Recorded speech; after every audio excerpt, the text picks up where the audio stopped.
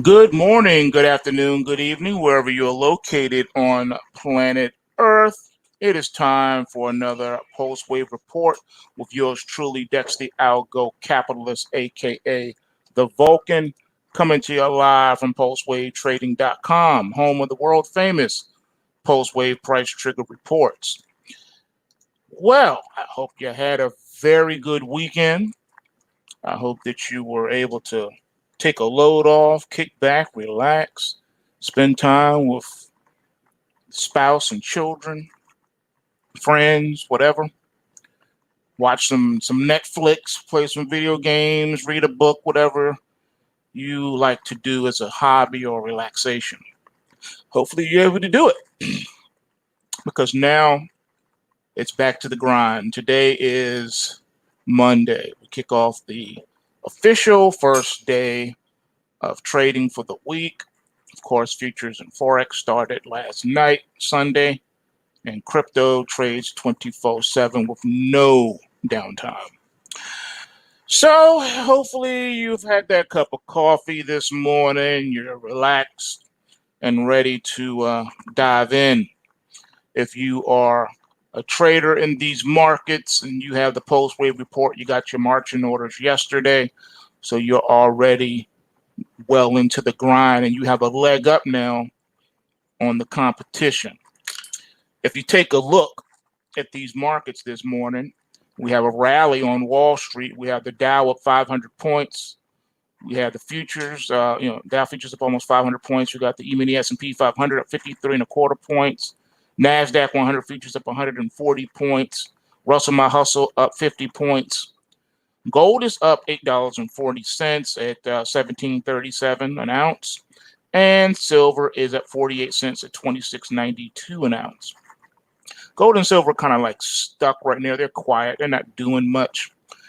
They've had, big elongated moves last week.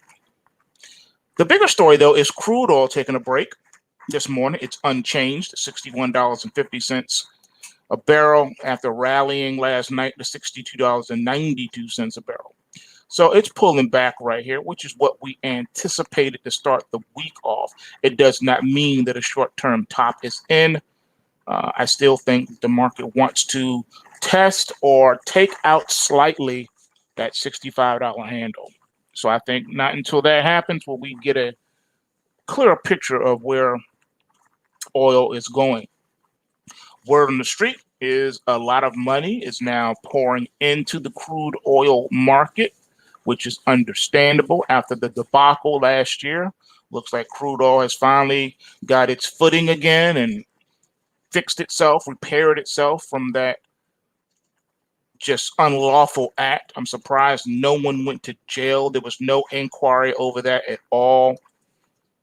You got Maxine Waters wanting to look into GameStop, which is a stock that is designed to go up. The stock market has an upward bias built into it. You want stocks to go up.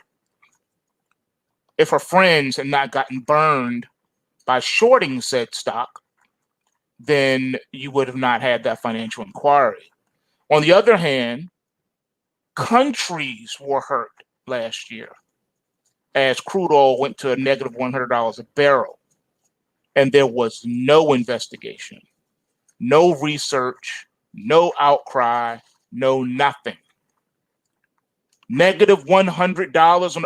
That is something that has never happened in my entire lifetime. Has a futures market went to a negative price and not negative 100. Sorry.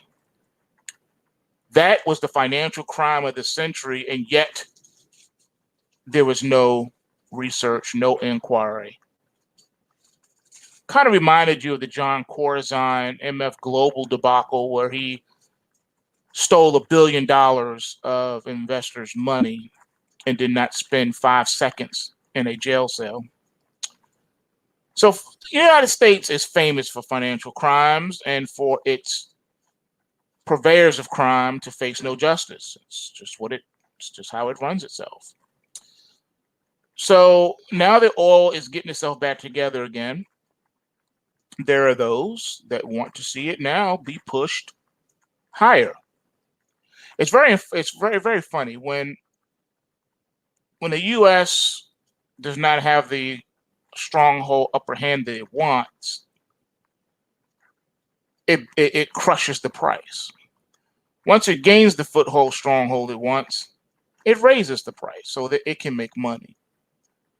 That's why it's a gangster market, and the most gangster market on the planet, and the most controlled market on the planet, next to bond futures. Bond futures this morning are trying to recover some of the lost ground that it's had over the last several months. Bond futures are up 16.30 seconds at the 159.23 handle now. We did top 160 in 26.30 seconds, and we have since pulled back from that. The rising crude oil futures price, alongside the rising yield prices from these falling bond prices, means that an enormous amount of inflation is on the horizon. Now, you can call it hyperinflation, you can call it whatever inflation you want. But the bottom line is inflation is coming and is here to stay.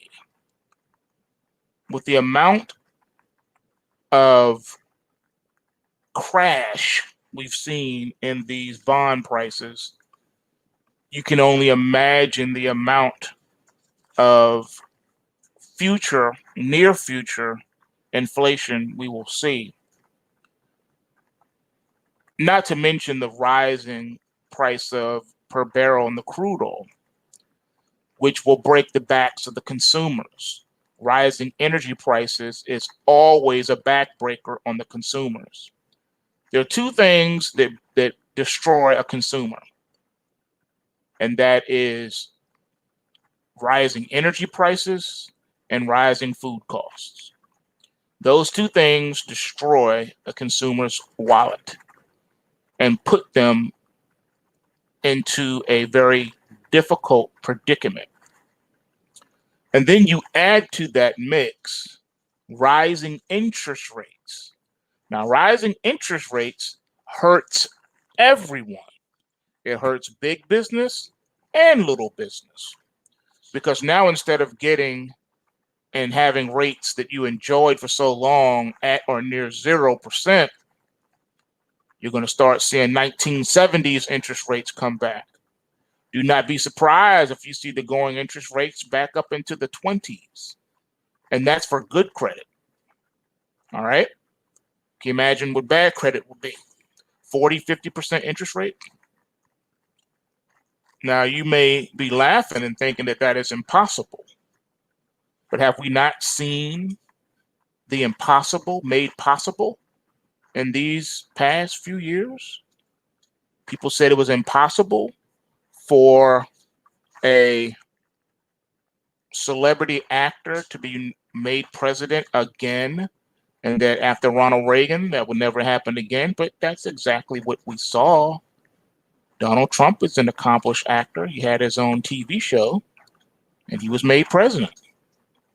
They said that it was impossible, it would never happen, and it happened. It happened. It's supposed to be impossible for a commodity futures contract to go negative, but it happened. And it happened without so much as a whimper. No one heard a thing. There was no sounds made, no cries, no outcries. It just happened. And everyone just accepted it and went on about their business like nothing happened. So we have seen the impossible made possible time and time again. There was a point in time that it was said that terrorist activities could never take place on the United States soil. We've never had a war fought on our own soil or being attacked from an enemy like that. We've never had that. Totally forgetting about Pearl Harbor that they allowed to happen. Totally forgetting about that. I was told in no uncertain terms, will it never be possible? It will not happen. It can't happen. They also laughed and said that an airplane, jet plane, any kind of airplane will never be used as a missile and crashed into something on American soil. That can never happen. You know that Pan Am Lockerbie thing? You know, that was them. That was over there. That's overseas. That's that. Those kind of things don't happen here. All those bombings that they allow to go on up in Tel Aviv and, you know, up in the UK, all these bombs and stuff going on. Now that's over there. That's never gonna happen over here until it did. And it kept happening over and over again. Are you forgetting about the Atlanta bombing during the Olympics? Have you forgotten about that bomb? Have you forgotten about the bombing to the federal building around that same time in the 90s? Does the name Tim McVeigh ring a bell to you? How about 9/11? There have been so many incidents that they said will never happen on American soil. We don't need to worry about it. And it happened. Do you know back in the late 80s, America was warned about all of that? Yeah, there were some intelligence groups that was warning and begging the U.S. to do something regarding the airlines. And you don't get it. It's happening over here, and it's going to happen over there. It's just a matter of time. It's not if, it's when. And they were laughed at. The airline industry laughed at dude. I forget his name, but he did a testimony. He did a speaking engagement back in the late 80s, 1980s. And he was warning that was about to happen in the States, and they laughed at the man. They literally laughed, like out loud laughed, and said, "You don't understand. America is the world power and the safest place on the planet. None of that can ever happen here." I remember engaging in a conversation doing my Wall Street gig, and I had the same conversation. I said, "Aren't you concerned because of America's foreign policy and because of the multiple attempted American coups?" For those history buffs out there, you are well aware of the attempted coup of America in the past. And now it's actually happened. America has been successfully conquered, but it wasn't with bullets and bombs. No, it was done subjective. It was done cleverly in the shadows by a shadowy working group. And now it's happened. You say you don't believe me. Well, we're going to go there today. We're going to talk about a few things. But before we do that, go ahead and smash that like button. When you hit the like button, it lets me know that not only do you appreciate the information that I'm giving on the channel, but that you want it to continue to come. It's how we gauge, what we're doing. I'm not one that believes in wasting my time or other people's time. So if I am boring people to death, then I will move on, and then I can just, spend the whole day just trading and nothing else. But I want to help as many people as possible. That is what I am attempting to do. And, YouTube has made that very difficult. So at one point, my videos were recommended. Now, not so much. So just want to throw that out there. And I'm only going to say this once. I'm not going to say it again. And you can take from it whatever you want to take. Take it however you want to take it. I'm only going to say this once, and I'm not going to talk about it again. Right now is your last window, your last open window, your last open door of opportunity to make as much money as you can in these markets before it is too late, and you will lose that opportunity forever. I cannot stress that enough. You need this money. You need to come on over to PulseWaveTrading.com, and you need to sign up And you need to come over here and start trading with us and learn how to navigate these markets and make as much money as you humanly possibly can. With whatever limitations you may have on you, do what you can. Do it now. Do it today. I can't stress that enough. Make all the money you can make and then get out of Dodge as soon as you can.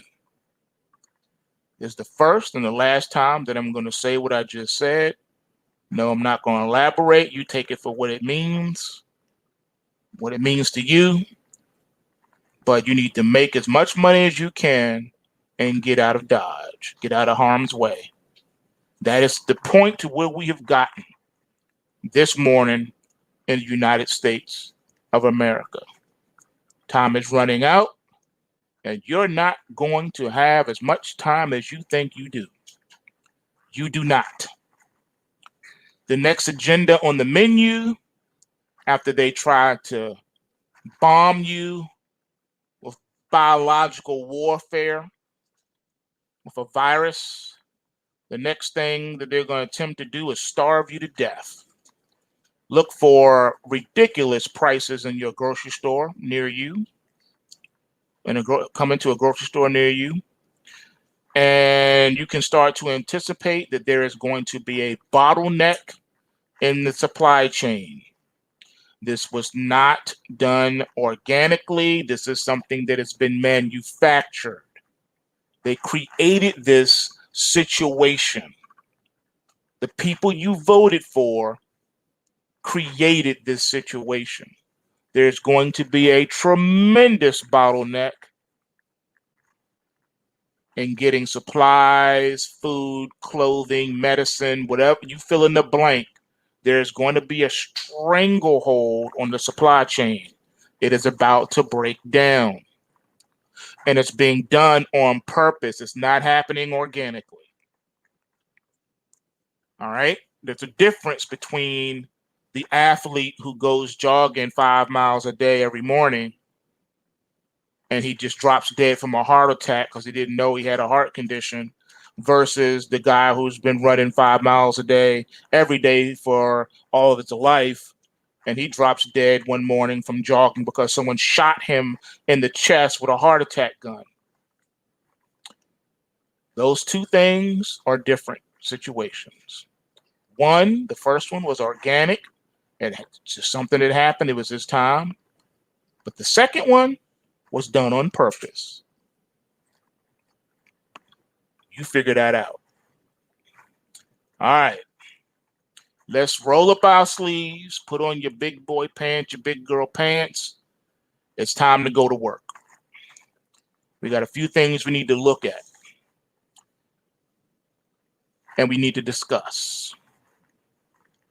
Now, I've been on YouTube since 2008, 9, 10. I can't remember. I just know I've been on YouTube at least a decade. You can go and you can check the YouTube channel. You can see when I published my first video. I've never taken down videos that I posted. All of my analysis videos are still up. Win, lose, or draw. I don't delete nothing. You can go and you can check it out. But since I've been on this channel, I've always attempted to give you the most up-to-date information. I've talked about it before on this channel that America has basically sold itself out and sold you, the citizens, along with it. Yeah, there was a shocking investigation that has just been published by the French weekly, Le Point, on how Beijing is buying the favor of Western universities. Now, couple that with Bill Gates buying up massive amounts of U.S. farmland. So not only does he control your computing, but now he wants to control your food supply and your eating. That's right. An Italian associate professor, for example, Fabio Massimo Parenti at the Lorenzo di Medici International Institute in Florence, was hosted in Xi'an, where up to 2 million people are estimated to be locked up in re-education camps. In addition, many British schools are now closely under Chinese radar of influence and propaganda. Nigel Farage, the leader of the Britain's Reform UK Party, recently tweeted that Chinese billionaires with direct links to the CCP are buying up British schools and flooding the curriculum with their propaganda. And they actually have a list of names of some of these UK schools under Chinese control, such as the Abbott's Bromley School, the Bournemouth Collegiate, St. Michael's School, Bosworth College, Bedstone College, Ipswich High School, Kingsley School, Heathfield Knowles School, Thetford Grammar and Wisbech Grammar, Riddlesworth Hall, Middleton College, and the CATS Cats College, for example. Beginning in September 2019, in Urumqi, I think that's how you say that, the capital of Uyghur region of Xinjiang in Western China, Christian Mester, honorary dean of the University of the Strasbourg Faculty of Law, participated in an international seminar on the fight against terrorism, de-radicalization, and the protection of human rights. The seminar was organized by the People's Republic of China. Mester's statements were transcribed by both the state media and the Xinhua news agency, as well as the nationalist newspaper Global Times. Quote, I hope that France and other European countries can adopt the answers provided by Xinjiang, Professor Mester said while visiting one of the vocational educational centers, the name given by Beijing to its re-education camps. These people are not in prison, the professor attested, but sent to compulsory training. Nothing to see here, as they say. Really? That was the beginning of an impressive investigation by the French weekly Le Point on how China has brought the favor of many Western academics.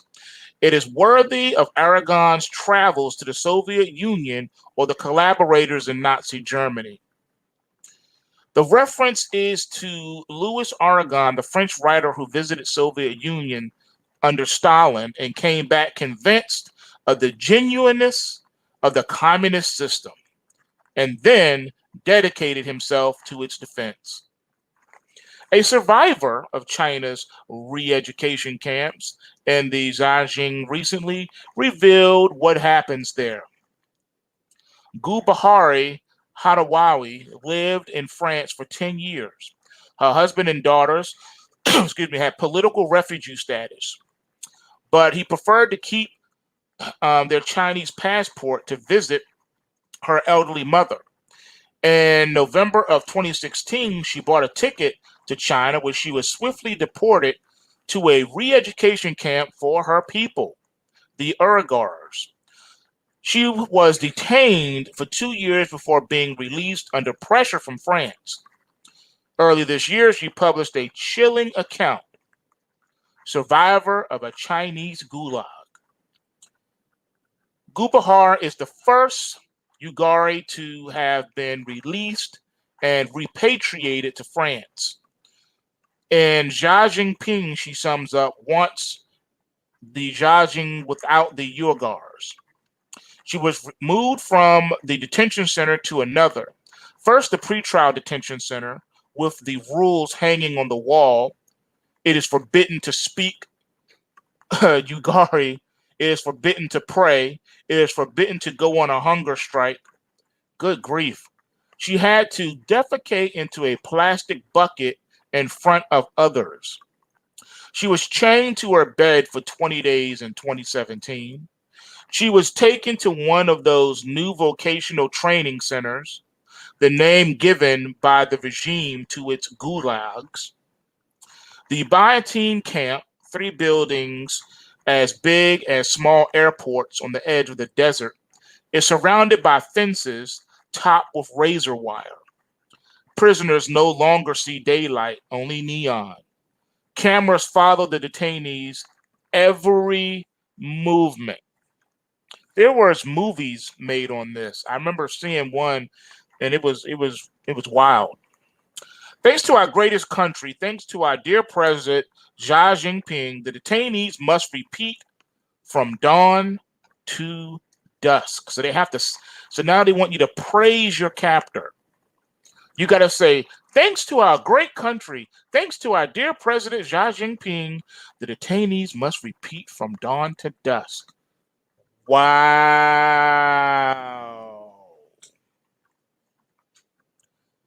After taking on new names, Gubahar became number 9. Their clothes and hair are removed. Chinese re-education then begins to take hold on their mind.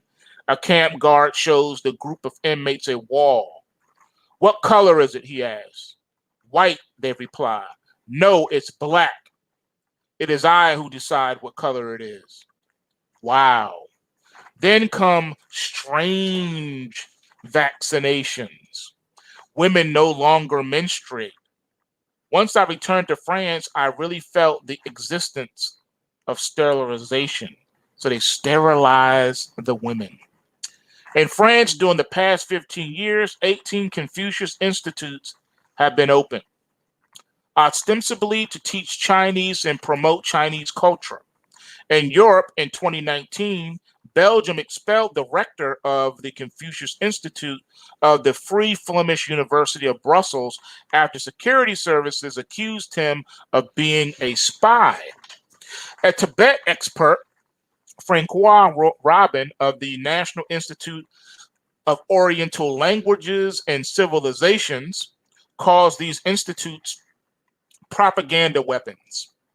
In 2016, Analco invited the Dalai Lama for a conference.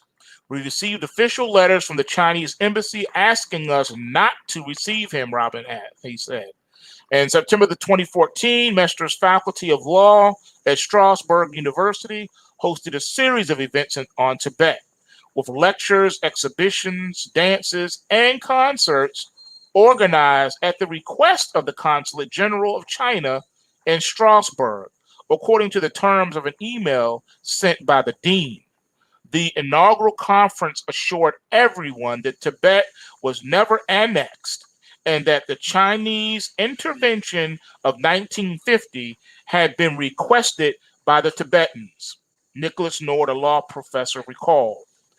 The Economist magazine recently suggested that the Chinese regime is really doing what they're really doing in Tibet, eradicating the influence of Buddhism from their people's minds. That may be why the proposed new head of the CIA, William J. Burns, said that if it were up to him, he would close Confucius Institutes in Western universities. In Britain, they are also apparently worried, justifiably it seems, according to the Daily Mail, hundreds of independent schools that were left in serious financial difficulty by the Wuhan virus pandemic have since been targeted by Chinese investors. China is evidently seeking to expand its influence in the British education system, as they are in the United States. 17 schools in the UK are already owned by Chinese companies, and that number is destined to rise. In addition, the Times revealed that the University of Cambridge received a generous gift from Tencent Holdings, one of the largest technology companies in China involved in state censorship. One's mind goes back to the Cambridge Five, the British spy network, Anthony Blunt, Donald MacLean, Kim Philby, Guy Burgess, and John Cairncross in the service of the Soviet Union, and also based at the famous British University. Kim Philby, who died in exile in the Soviet Union, never regretted his betrayal of the UK. Quote, it was only at the end of my stay in Cambridge that I made the final decision to dedicate my life to communism, end quote. At the time, many in the West could truthfully have said They did not know how many people had been killed or jailed by the Soviet regime. Today, we know a lot about China's cruelty, including the mass murder by Wuhan virus that the Chinese Communist Party forced upon the world. First, by lying that the virus was not transmissible person to person, then by stopping domestic flights from Wuhan but letting international flights continue. As a consequence, every country on the planet was infected, resulting in the murder of more than 2.5 million people. We also know about the number of people locked up in the Laogai, the Chinese administrative prisons, estimated at 50 million people detained there. We know about the number of Chinese girls that the regime prevented from being born when the one child policy was in effect, estimated at about 30 million. We know about the number of people killed at the Tiananmen Square the last time the regime was openly challenged by its citizens, and that figure is estimated at about 10,000. Places inhabited by ethnic minorities such as the Xinjiang and Tibet have stood out as shining examples of China's human rights progress. Chinese Foreign Minister Wang Yi said hours before addressing the annual conference of the United Nations Human Rights Council, probably even the Soviet Union could not have thought that one up. Now, unfortunately, ladies and gentlemen, this is just the tip of the iceberg. This is one of the reasons that you are seeing such a push toward communism and socialism here in the United States of America. All right. If you ever ask the question, how is the communistic socialism becoming so embraced in the United States, is because they've been pushing it in the public school system and in the U.S. universities. This was first exposed back in 1983 and 1984 when Yuri Bezmenov came here and was warning the U.S. citizens that this was happening, and that if we didn't do anything to stop it back then, it would be too late. Well, today, all these years later, and yeah, it's too late now. It's too late. You missed your chance. Yep. Now you're having infighting among the ruling elites now. That's right. See, ladies and gentlemen, when people like Alex Jones was still on social media and he was warning you about some stuff, everybody laughed at him. See, you looked at his weaknesses and his faults, and you didn't dissect the information he was giving you, because he apparently looks like he has a drug problem, that he's on speed or whatever, because he's always so hyped up, and he's a a colorful character, because he didn't speak to you in a calm, intellectual demeanor and a calm voice, because he didn't come to you dressed in a $2,000 suit and a $500 tie, because he didn't come to you like that. A lot of people rejected him. They didn't listen to what he was saying, and that was really messed up.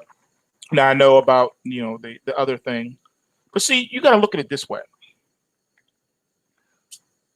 If you looked at the documentaries that he did, they were very powerful and enlightening. You can't take that away. Even if he is an actual agent and on the CIA payroll, doesn't matter. They were putting it out to you, and they allowed him to give you this information over a very long period of time, hoping and knowing that you will reject it because of the individual that was giving it to you. That way you can never blame them and say, well, you guys, I can't believe you guys did this in the shadows. And their response will always be, we didn't do anything in secret or in the shadows. We did it right out in front of you. You had people warning you. You just didn't listen to them. See what I mean? It's sort of like having a prisoner chained up. You got him shackled up. You got his hands shackled behind his back. His legs are also shackled. And he's also tied down to a chair and shackled in a chair. He can't even move his neck or his head. He can't move any limbs. He is totally shackled down. And then you even put a muzzle on him so he can't even open his mouth, right? And then you have the nerve to say, we're not mistreating him. Well, how long has he been shackled? Well, he's been like that, for a while. Well, how long? We're not sure. Okay, how is he supposed to? We don't like this. This doesn't look good. It's not a good look. Look, man, we treated him with the utmost respect. We even offered him a full course meal. We offered him a T-bone steak with mashed potatoes and gravy and some cornbread and some green beans. And then they show you the menu as proof. They show you the people in the kitchen making the food. And they say, yeah, we gave it to him. So then how is it that he starved to death? I guess he just refused to eat. But what you don't understand is that, yeah, they did. They literally offered him that amazing meal. But he was unable to eat it because he was shackled. And then they will say, well, it's not our fault that he starved to death. We offered him the food. We gave him the food. We left the tray right there. Even though the tray was left 20 feet away from him, we still put the tray down there. It's not our fault that he didn't go and get the tray. See, that's the logic they use on you. That's the Vulcan mind meld trick they put on you so that you don't get it. You focus on, well, they are right. They did offer him the food, though. I don't know why he didn't eat. Because he was shackled and muzzled. But they don't get you to focus on that. They just focus on the fact, here's the quality of the food we gave. And then they bring out a nutritionist to do a press conference. Say, yes, this was made with 100% organic food and seeds and meat. Everything was organic. Here's the toxicology report. I mean, they bring out all these experts.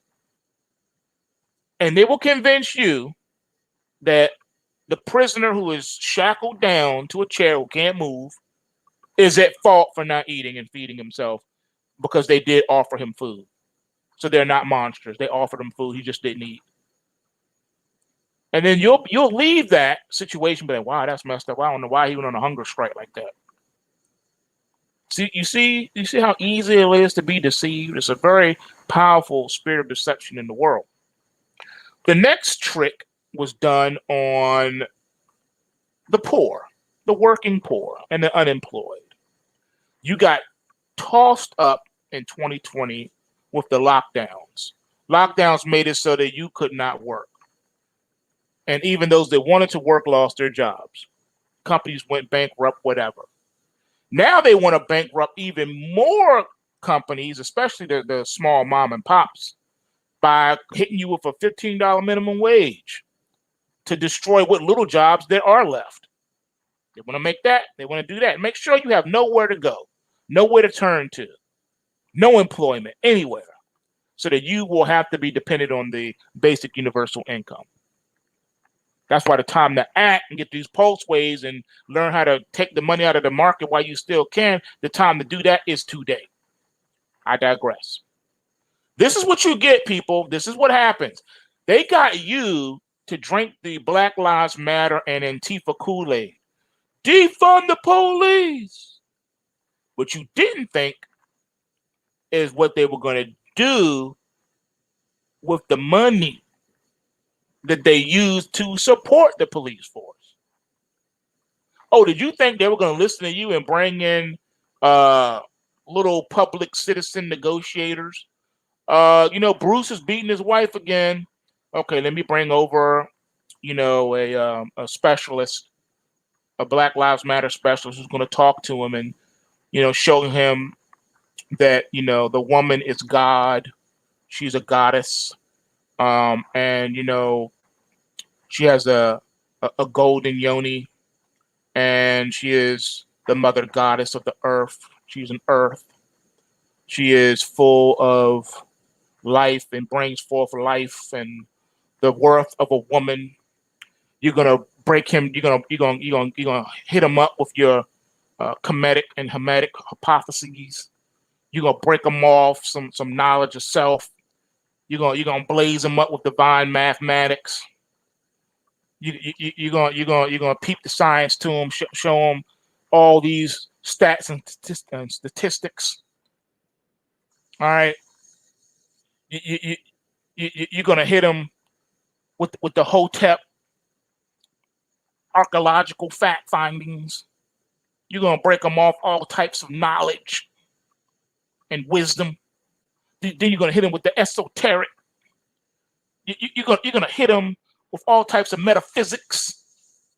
And by the time you finish talking to him, not only is he gonna stop beating his wife, but he's gonna change the manner of his dress, and he is going to become this new woke, enlightened individual. Not that will never work, never has worked, never will work, because that is not the problem. Him beating his wife is not the problem. It's the symptom of the problem. So if they listen to you, they say, fine, we'll defund the police, but we'll just bring in new police. And yes, that is exactly what they have done. New York in the house, the 5 boroughs in the house, they got something for you. It's called robo-surveillance ground drones. And yeah, they're sticking them in the poor neighborhoods first. That's right. Democratic Socialist Alexandria Ocasio-Cortez from New York ripped NYPD's Boston Dynamics RoboDog for ground surveillance of low-income neighborhoods. Oh, you're shocked. What did you think they were going to do? AOC quoted a New York Post article titled, "Video shows NYPD's new robotic dog in action in the Bronx," where she was not fond of the robotic surveillance ground drones that are being deployed for testing on low-income communities of color with under-resourced schools. But I thought you wanted the government to keep you safe. I thought you wanted socialism. What's up, Miss Cortez? Huh? What's up? AOC, a Bronx Democrat, later tweeted that the money used for the robot's purchase could have been allocated for education, healthcare, and housing purposes. For a couple of decades, police forces across the country have been militarized.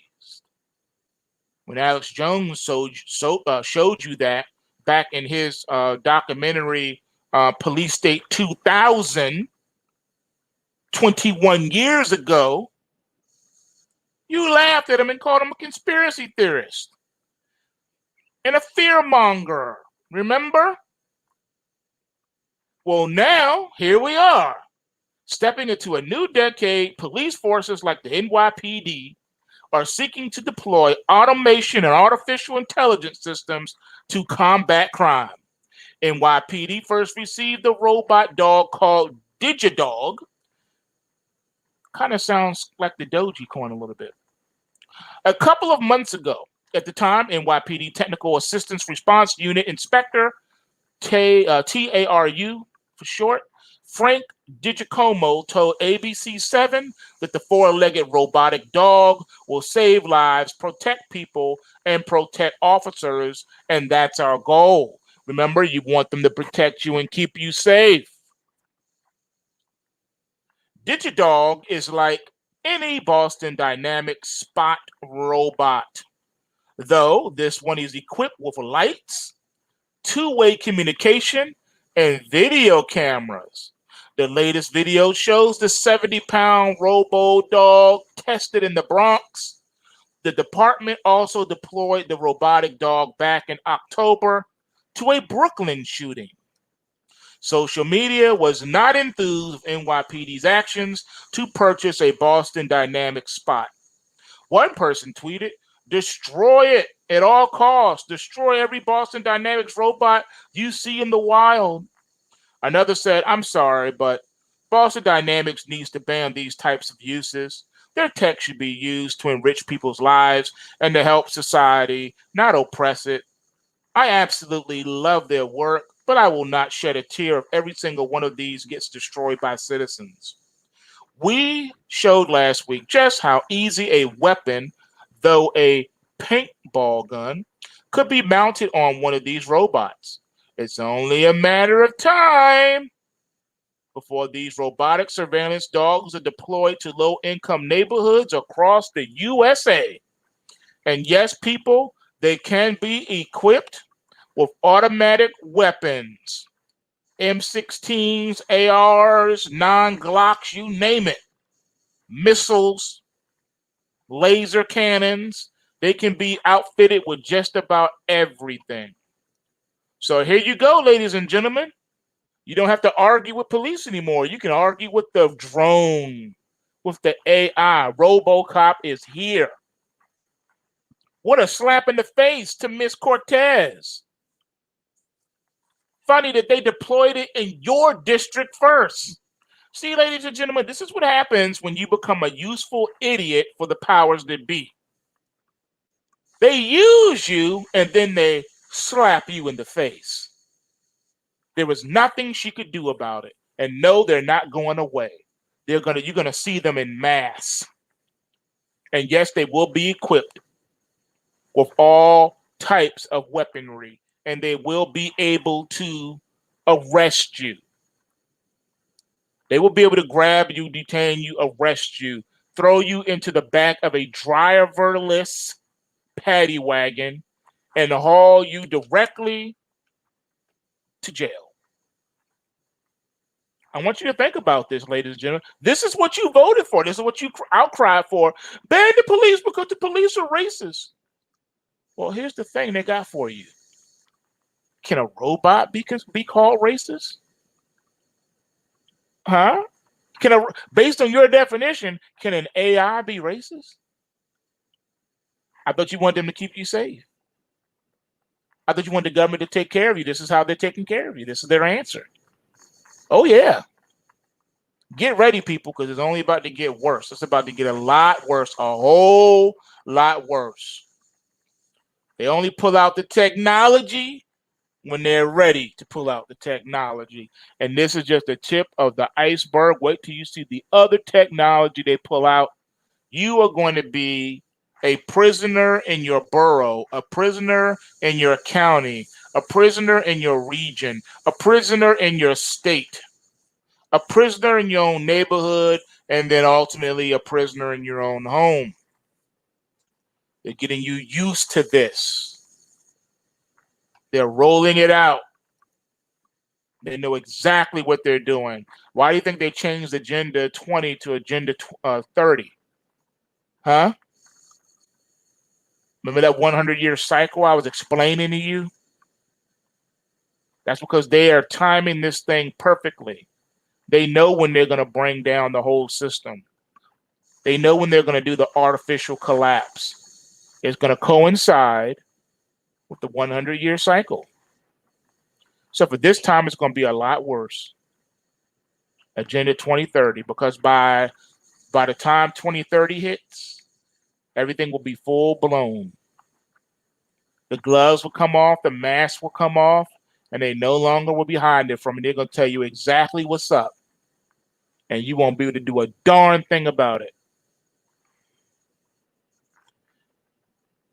Oh, yeah. Death by 1,000 cuts. And you know what is going to bring this about? You know what's going to start this to happening? It's going to be the money printing. You see, you beg the government to print more money and to never stop printing the money. So because the government continues to print the money, what you don't know is you've now set your doom. Okay? You need to understand where we are and where we're headed. Okay? I'm just saying. You got to understand where we are and where we're going. All right.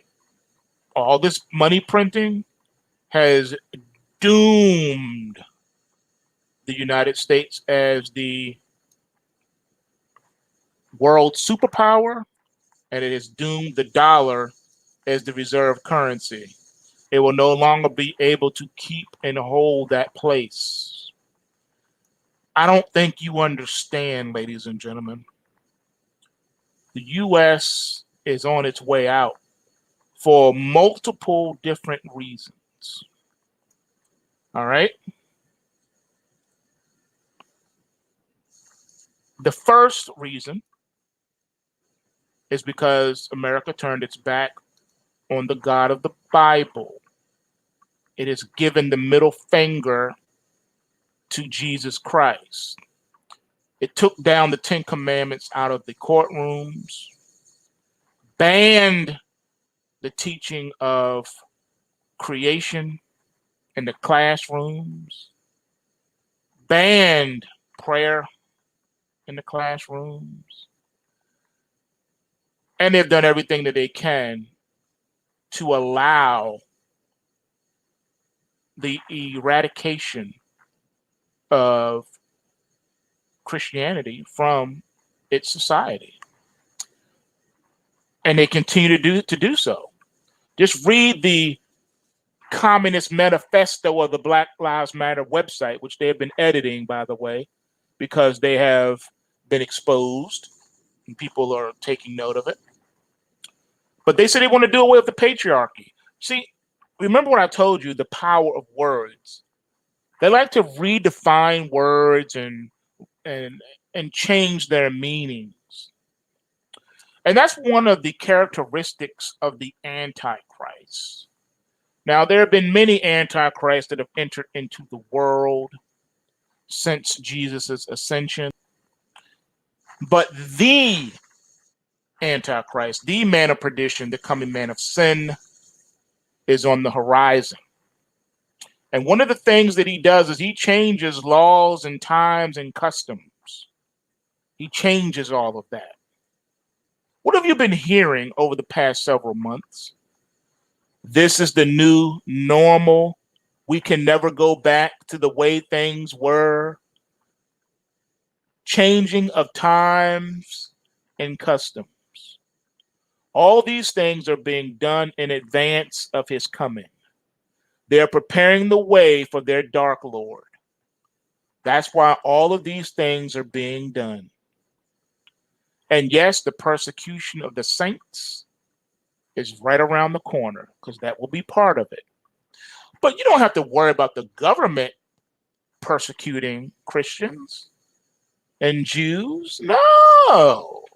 That persecution is coming from so-called Christians and so-called Jews. The fake Christians and the fake Jews will be doing the persecution of the real Christians and the real Jews. You need to understand that going forward. All these fake churches, these mega churches, yep, they're going to be the ones that are the most outspoken against the real Christians and the real Jews, and they are going to be the ones doing the most of the persecution of the real Christians and the real Jews of the Bible. This is what is on the horizon, and you need to prepare yourself for this. That can never happen. That will never happen. Okay. Well, like I started in the beginning of today's live, I told you that we have been seeing the things that are supposed to be impossible becoming possible. Every time they say that will never happen, that can't happen here, it happens. And it has been happening, and it's not going to stop. The clock is still ticking and time is running out. America does not take center stage in the final years of civilization. America bows out gracefully from the world scene. It is not mentioned in the scriptures. Unfortunately, it is not. But guess who is? Israel is mentioned. Iran is mentioned. Russia is mentioned. Germany is mentioned. China is mentioned. Even Turkey is mentioned. And all of the Middle East. But there is no mention of the US of A. You want to be more technical? There's no mention of the Northern Hemisphere as you know it, period. If you really want to be technical. Africa's mentioned, or at least North Africa. But the Northern Hemisphere, not mentioned. Now, you can take that with a grain of salt, or you can ask yourself a few questions. If what I am saying to you is truthful, then what happens to the Northern Hemisphere? What happens to Canada, America, Mexico, Central America, South America? What happens? Well, first of all, is South America a superpower? Have they ever been? Nope. Central America? Nope. Mexico? Nope. Canada? Nope. America? Yeah. But if you want to be technical, America, technically speaking, is not a real country in the sense of other countries. Let me explain. If you go back 1,000 years, there's no such thing as an American. Yes, there were natives and indigenous people already here. All right. And there were many different nations of people represented here. But there was no such thing as a technical American. American is not a nationality. America is the name of a country. Multiple states that became a country. But it is not the name of an indigenous people. What about the Native Americans? Well, technically speaking, if you really want to break that down, you call them natives, you call them, the original people that were here. But again, that is still not a true designation of a nationality. There were many different quote unquote indigenous native people here. And they all had different names and different tribes and even looked different. So to say, oh, I'm an American, American is not a real nationality. America is a melting pot of pretty much just about every nationality on the planet. All right. But if you go back 1,000 years, America did not exist in that term, in that way. You had indigenous people here and they had their own identities. And there were many different indigenous people here. Okay.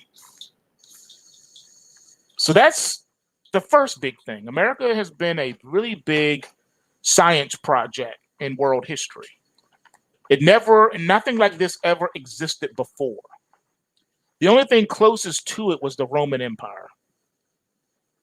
There's a lot of parallels that you can draw with America and the Roman Empire. A lot of parallels. But at least Rome, Italy, those are nationalities. I'm Italian, Roman. That's a nationality. American is not a nationality. Sorry, it's not a nationality. It's not. There's no such thing as a American bloodline. It doesn't exist. Everyone who is here has come from somewhere else, except for, with the exception of the original people that were here, the indigenous people that were here. Just keeping it 100 with you. Now, I'm not trying to disregard anybody. I understand the great civilizations that existed, the Mayans, the Incans, the Aztecs. All right. I understand that. And the nomadic peoples, I understand, the Eskimo people, I understand all that. Not taking anything away from that. They were powerful kingdoms, but they weren't world superpowers. You can't turn the pages of history and see where they've ruled the entire landscape. See what I'm saying? So we got to do the knowledge to this and look at the truth behind what is going on. There's many parallels that are made to the US and to Europe. And unfortunately, like I said, the worst parallels are the things that caused the Roman Empire to collapse in the first place. If you look at the average lifespan of the historical world superpowers in history, the average world superpower existed on average for about 200 years. That was the average lifespan of the average world superpower. The only exception to that rule ever in human history was Rome. The Roman Empire ruled for 500 years. That has been the only exception. Now, guess what? The Roman Empire is going to be resurrected in the last days. Europe has a big play in the last days, in the final times. America, no, not so much. So you got to ask yourself a question, since there are not global players on the scene, what is going to happen? Well, there are a lot of things that could happen and that are actually happening right now. One of those things is, and I'm just going to use this just so that we don't take up too much time, but the biggest parallel with ancient Rome and the US is the degree that they allowed corruption to go untested. Rome fell because of corruption.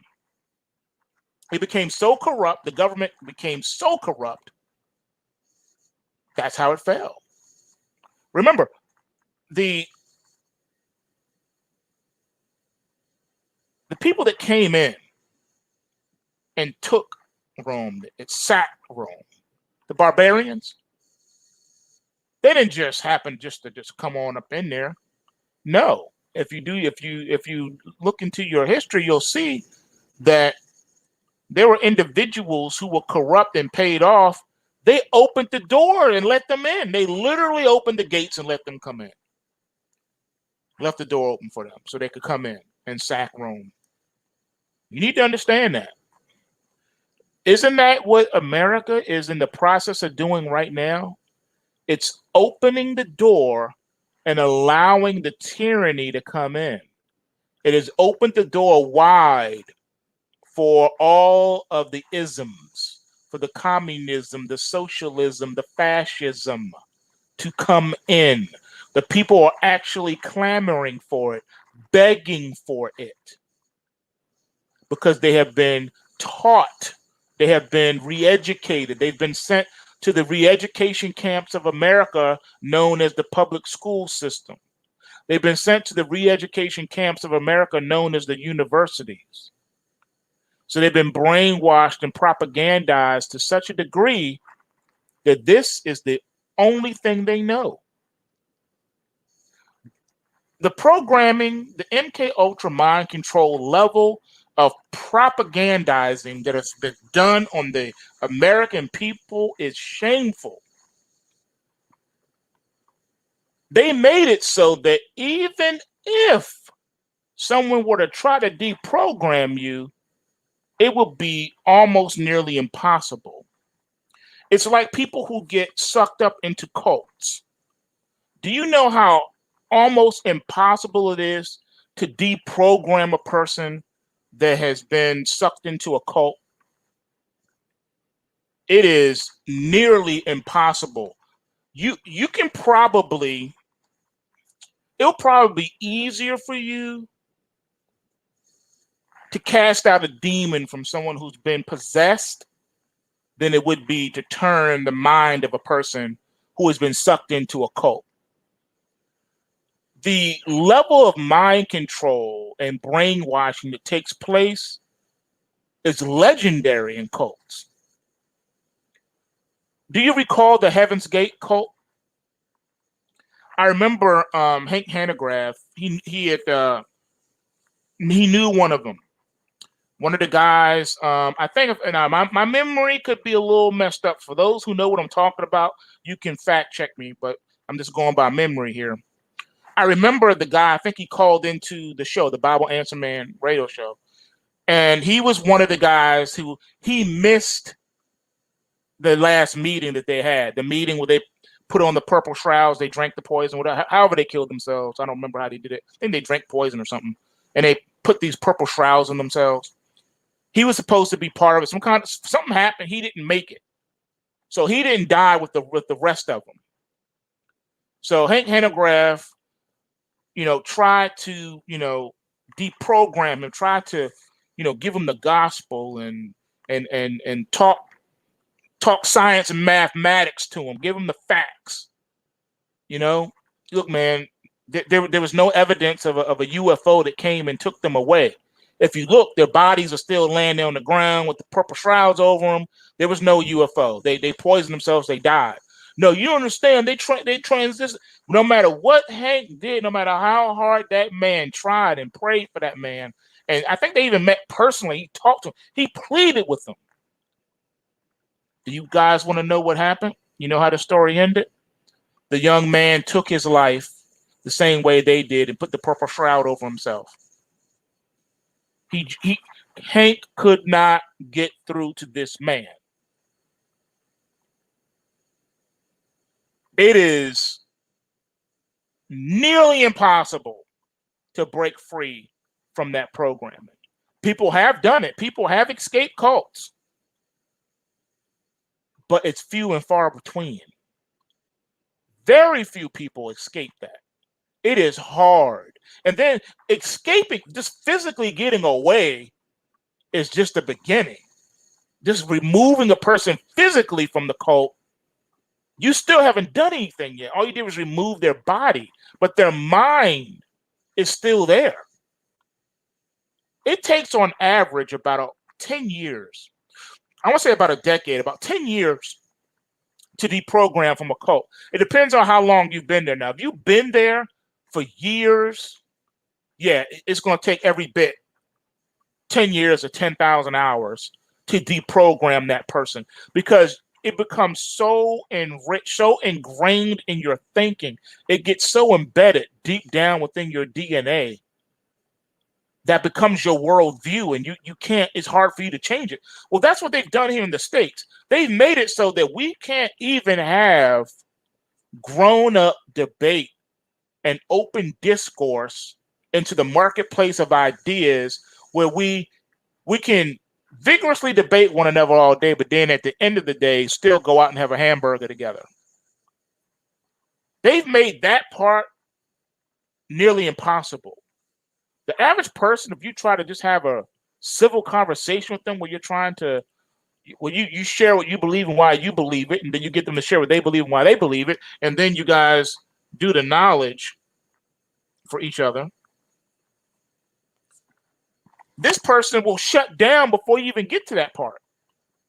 They won't even hit, they will tune you out because they've been programmed not to listen to any information that runs contrary to their narrative. Now, to be fair, knowledge is dangerous. Information is dangerous. When you have your worldview destroyed in front of your eyes, it is a violent situation. It is violent. Having your worldview shattered is violent. Where you've been hit with so many facts and so many truths, it gets to a point where you have nowhere to go except for face to face with the truth. And there's only a few things you can do when you get to that point. When you face truth, when you finally face the facts that lead you to the truth, either you're going to embrace that truth or you're going to reject it. Those are your options. You either embrace truth or you reject it. Embracing truth is hard on the human psyche because it is violent. Your worldview, everything you believed and known to be true, when it's exposed to be a lie, is violent. People have to go through all of the phases of grief at that point. Now, if you've never lost a loved one like that, if you never lost, a spouse or a child or a close parent, then you don't know what I'm about to say. You don't have a frame of reference. But for those of you who have, especially those who have lost a child, all right, especially a young child, whether that child was gunned down in the street, abducted and missing, or died some other way or natural causes, you can relate to what I'm about to say. When you go through those stages of grief, everyone goes through these stages on their own time and their own way. There's no necessarily right or wrong way per se to grieve, but you still have to go through all these processes, and there's no fast track. There's no way to go around it or over it. No, you have to go through it. And some of those stages of grief are harder than others. But the first beginning stages are the worst. When you go through the denial period, you're in denial. All right, you're in a dangerous spot. You're in denial. This is happening, or this has happened. You're in denial. You can't believe that it's happened. It's a very, very violent period. And then you go through all the other stages. All these stages of grief where you're, the bargaining part, and I mean, I don't remember all the phases off the top of my head, but I remember when I went through them. Trust me, they are painful. They are painful. You will spend many a night crying on your pillow. You will go through it. You will be depressed. And the worst part of it is, some people don't even make it through all the stages. They take their own lives. So you can't let despair come in. You can't let despair come in. You have to avoid despair at all costs. But if you're not careful, you will slip and you will fall into despair. And that is a dangerous place to be. But that's what it is when your worldview, everything you've known or thought was factual and truthful, is exposed to be a lie, like finding out you were adopted or something. It is a violent thing. And not everyone can take it. Remember in the Matrix, he said that not everybody can be woken up from the Matrix because it's such a violent thing. And that's all you've ever known. So some people will want to be replugged back into the main Matrix because it's just too much. They can't take it. Well, that's what happens with reality. Reality is reality. And you don't have a choice. You have to deal with reality. Now, some people choose to self-medicate so that they can be taken out of reality, but that's only short-lived. It's only for time. You still have to, when you come out of the high, you come out of that fog, out of that fuzz, you still wake up to reality, back up to you cannot escape reality. And that's where we are. The American people have been so lobotomized that they have lost all critical thinking. They lack the ability to do critical thinking on just about any subject. I don't care if we're talking about rice. That can be a very difficult thing for most people. If you disagree with them, they become emotional. You can't even have a conversation with them. The average American person is walking around wearing their heart on their sleeve. Everything is an emotional attack. The American people have become the softest people on the earth. No thick skin. They don't have skin at all. They're walking around with their nerves fully exposed. And it's a shame. It is a shame how we got here. But little did we know that they were using the media, the mass media, to indoctrinate. We didn't know what we didn't know. They were using the mass media to indoctrinate. What can you do with that? There's not a whole lot you can do with that. It really isn't. You're powerless against it. And even if you turned your TV off or say, I'm not watching, I'm not going to own a television, I'm not going to go to the movies, and I'm not going to own a television. It doesn't matter because you're still going to hear the propaganda and be exposed to the propaganda. When you go to work, those that are and have been and are plugged into the Borg are going to continue to spout the Borg propaganda to you all day at work. You're not going to be able to shake it when you go to the doctor's office, when you go to school, when you go anywhere, the grocery store, anywhere. You're running into people who are part of the Borg. So you cannot escape it. It's everywhere. It's ingrained into the American psyche.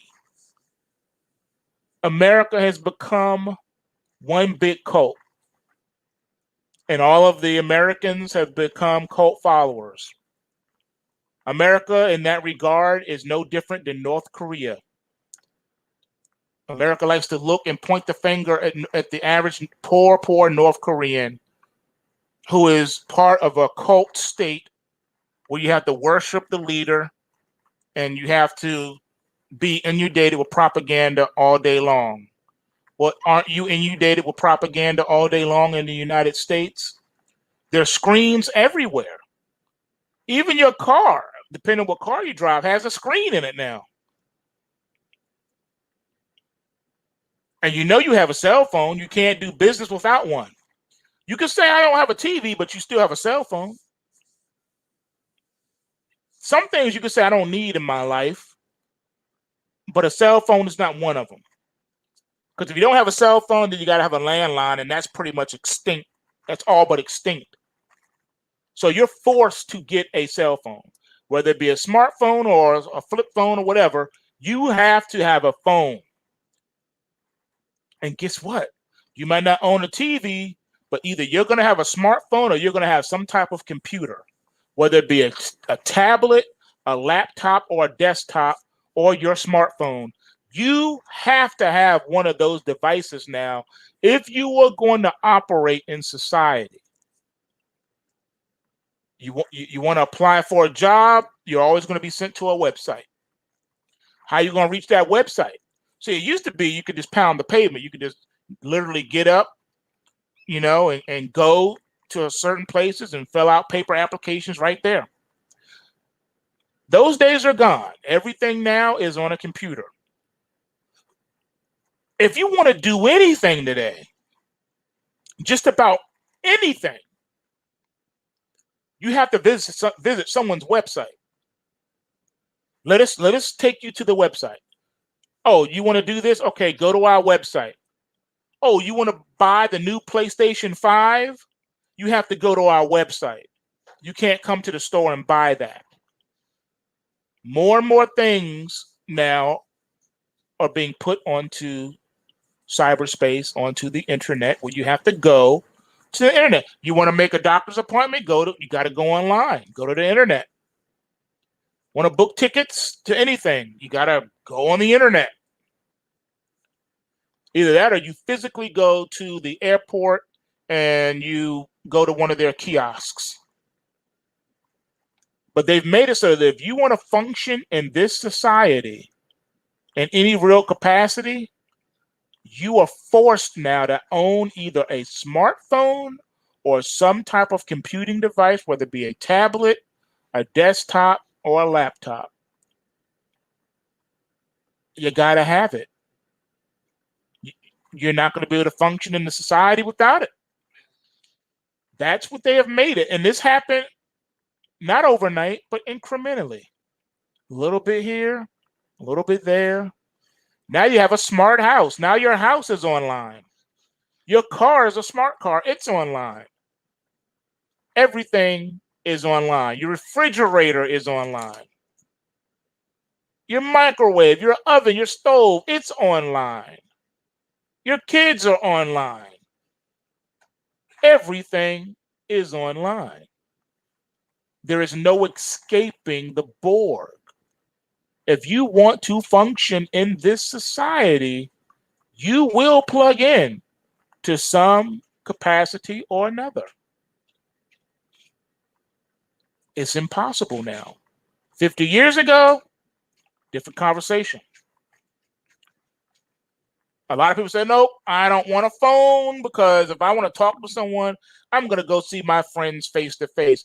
50 years ago, that may have been possible. But now it is not possible because human beings have become more mobile. Little Jimmy is no longer in Kansas. He moved to California. So you're not going to just be able to just get out of bed and walk down the street and go visit him. You're going to have to either drive or take, you're going to need to take some type of automotive device, whether it be a train or a car or a motorcycle or a jet, airplane, helicopter. You're going to need some type of device, some type of automotive device.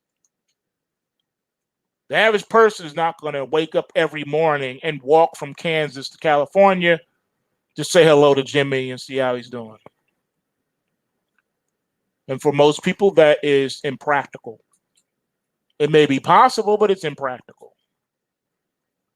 Therefore, you have no choice but to plug in to the Borg.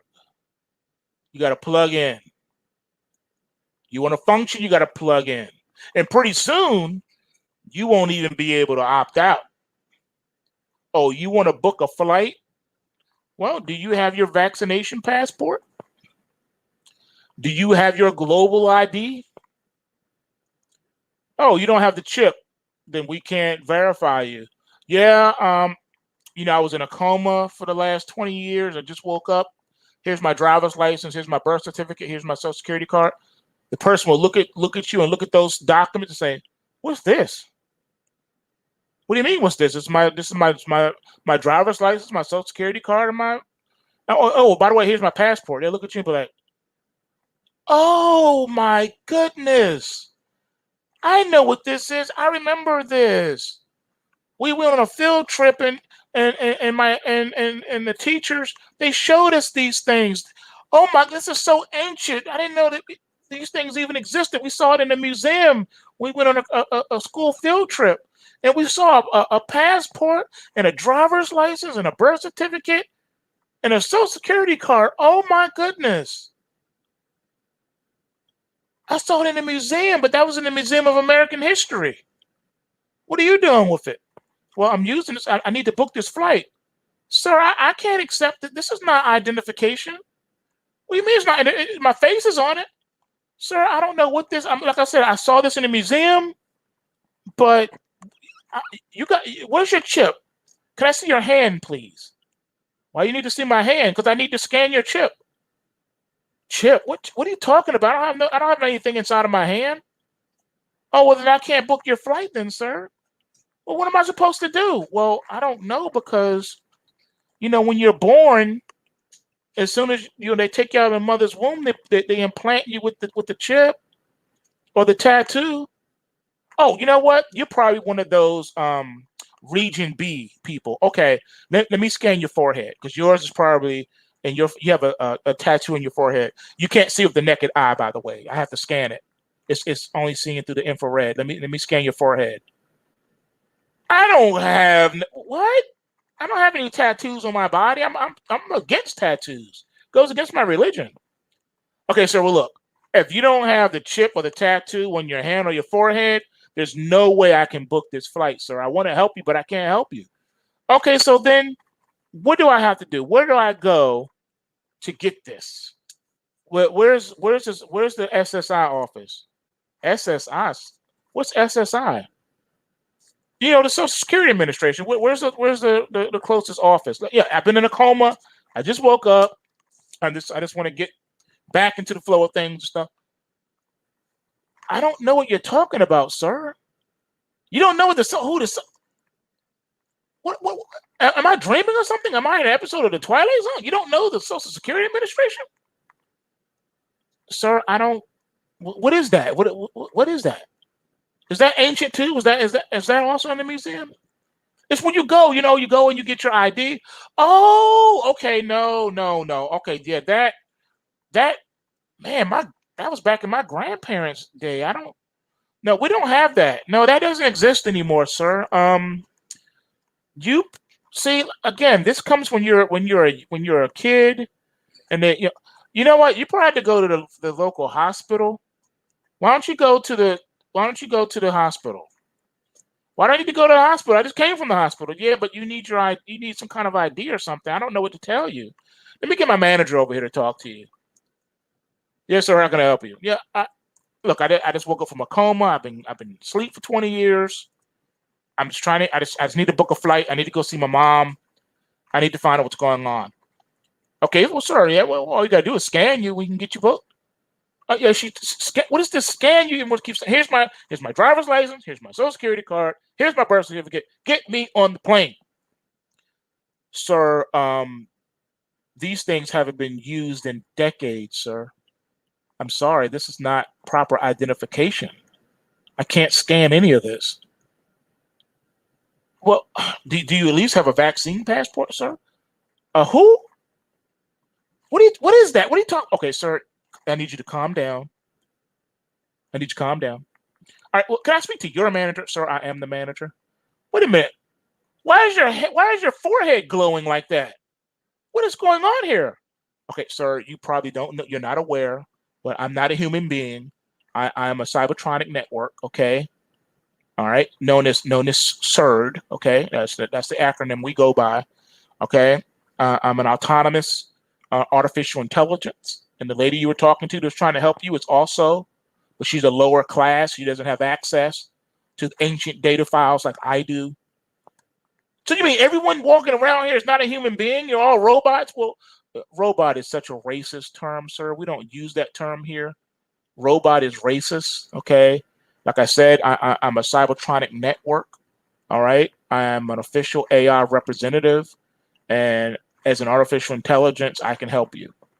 I can even generate a passport and everything for you and the correct identification for you. All I need to do is prick your finger, and then I can get a blood sample from you, and then I can get your full DNA makeup, and then I can provide you with what you need. Yes, you're in luck. There's only a few of us around, and this is a pilot program, but we'll be rolled out in the next maybe 18 months where we'll be more readily available to serve you.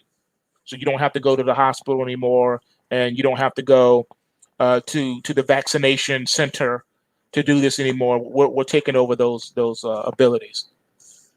The guy panics at this point. He faints. He passes out. He can't believe the world that he woke up to. He's only been asleep in a coma for 20 years. He wakes up and he is totally blown away. He does not recognize the world that he went to sleep in. That is what has happened now, and is what is happening now. You just don't feel it. You just don't see it because the frog is being broiled slowly. The flame is barely on, just enough so that you just feel warm over time. But eventually, the flame will be turned up to full blast. And by the time that happens, it will be too late. You will already be cooked. That's what has happened here.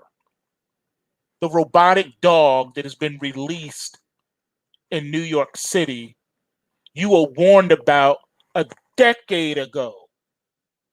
You heard about DARPA a decade ago.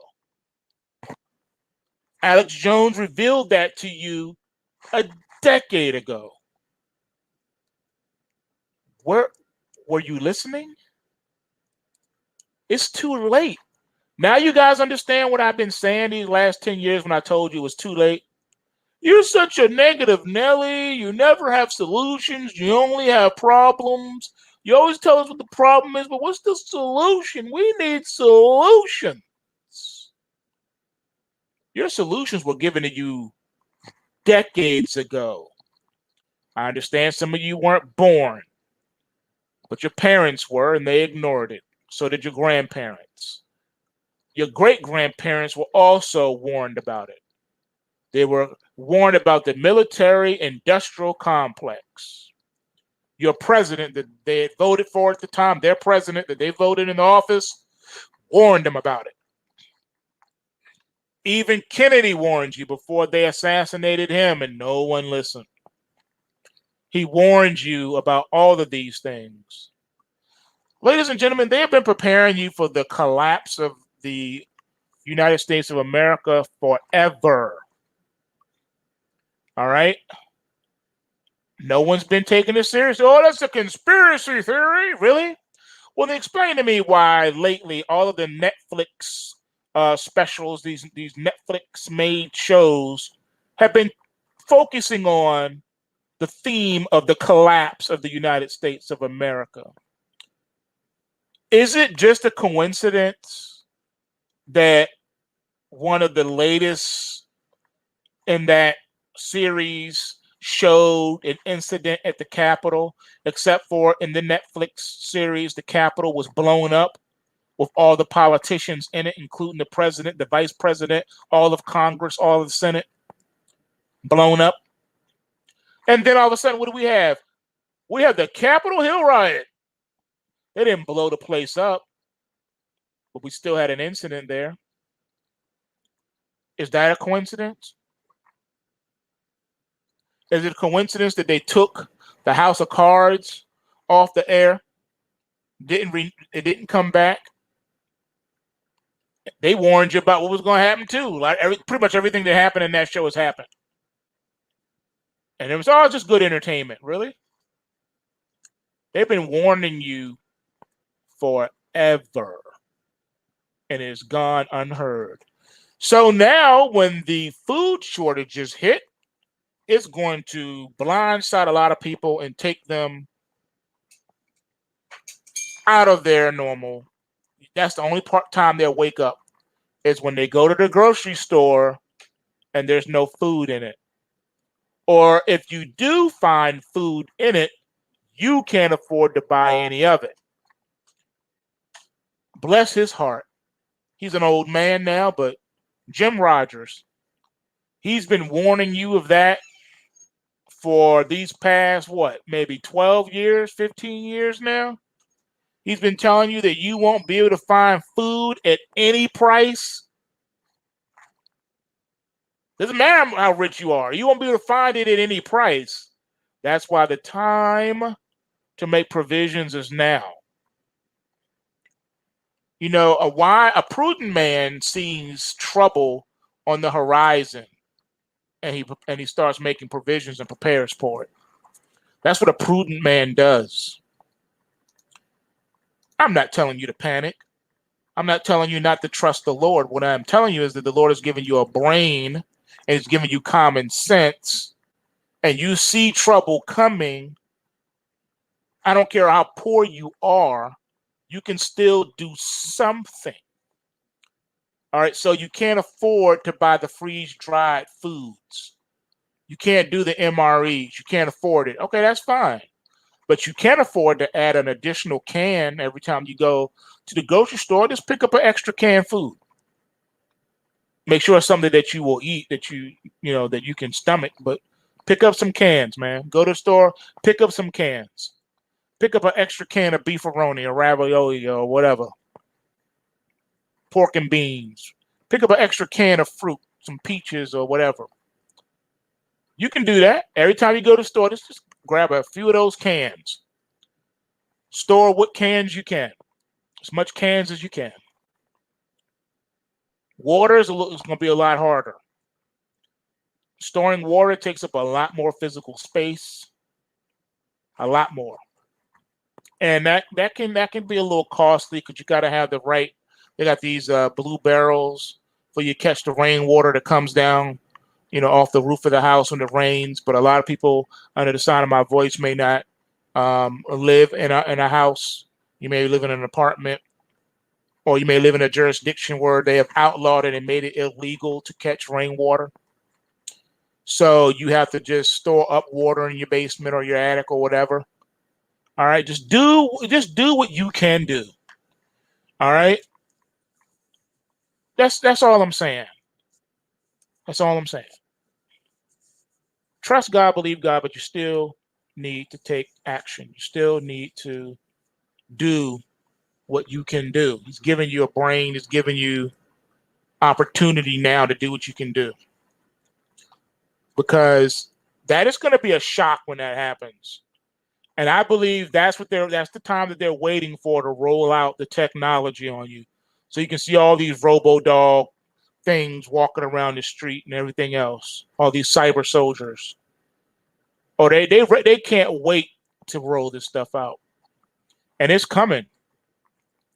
So you've been warned, man. I used today to get these things off my chest, to try to warn you and educate you to what's going on. They're preparing for some nasty stuff to come, things that they have made happen through their failed policies and untested theories, such as the lockdowns and all of that untested stuff. So where do you go from here? I mean, come on, you tell me. Time's running out, though, for the United States of America. Now, as far as other countries, there will be some countries that will not fare as well as others, but the U.S. is on its way out as a superpower, and you don't have to believe it, but you are going to be faced with that reality one day, and I believe it's sooner rather than later. I say that the U.S. has less than 10 years left because of everything that they've done, and because of the hyperinflation that's going to be creeping in and all these other things that are happening. Just be ready for it, ladies and gentlemen. Just be ready.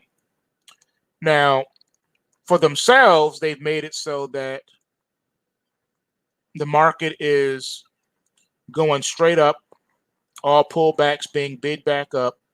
They're helping their friends, their elitist friends, to make as much money as they can, because the first thing they're going to do is flee. They're going to flee the coop.